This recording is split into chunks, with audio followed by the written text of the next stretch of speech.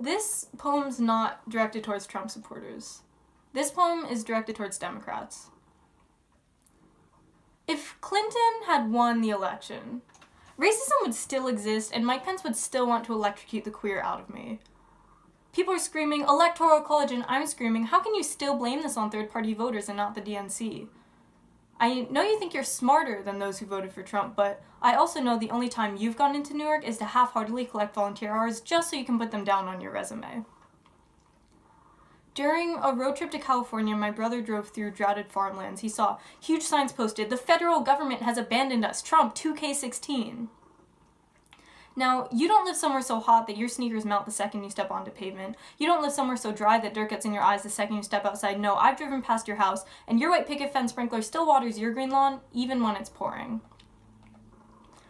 And now we're screaming in the streets because our queer, black, Muslim, immigrant, female siblings have been dying in the streets. We're screaming in the streets because there's assault and swastikas and dying in the streets, and you're reading the New York Times asking what it is we're protesting.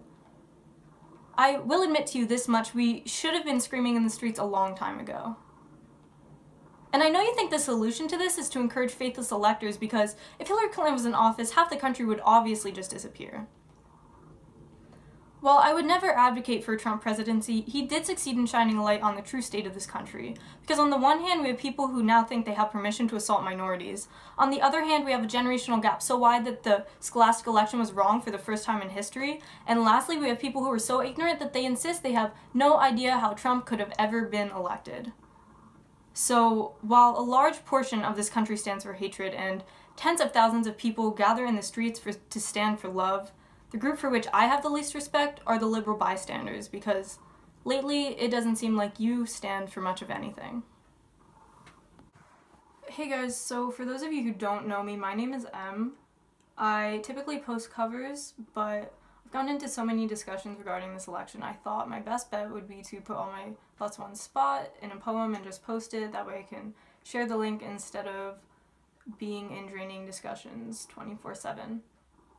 And I'm trying to expand my content anyway, so it's a good way to get my feet wet, so to speak. And lastly, regarding the election, your feelings are valid, your thoughts are valid. Know your support systems, build your support systems, and we're in this together.